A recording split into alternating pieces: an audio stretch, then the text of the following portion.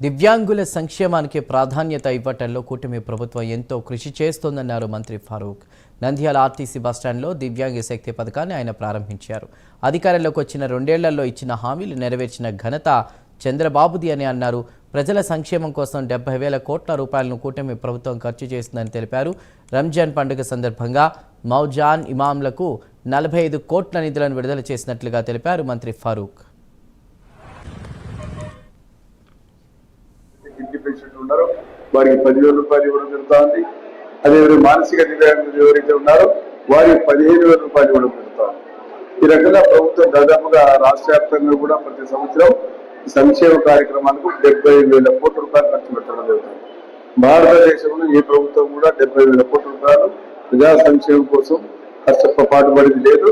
కేవలం చంద్రబాబు నాయుడు గారి ప్రభుత్వమే ఈ రోజు భారతదేశంలో 70,000 కోట్ల రూపాయల ప్రజా సంక్షేమం కోసం తల్లికి వందనం కానివ్వండి, అదేవిధంగా ప్రతి నెల మన పెన్షన్ వచ్చే కార్యక్రమం కానివ్వండి, అదేవిధంగా ఆటో వాళ్ళకి ఇచ్చేది కానివ్వండి, గ్యాస్ చూస్తున్నప్పుడు గ్యాస్ ప్రైసెస్ ఇస్తే గ్యాస్ కానీ ఏదైతే సూపర్ 6 దాంతో కలుపుకుంటే మళ్ళీ ఈరోజు దివ్యాంగులకు ఎవరైతే 40% రిజర్వ్లు ఉన్నారో వారిని గుర్తించి వారికి జిల్లాలలో వారు ఎక్కడన్నా ప్రయాణించడానికి కొన్ని బస్సులు కేటగిరీలు చెప్పారు కలెక్టర్ గారు, ఆర్ఎం గారు.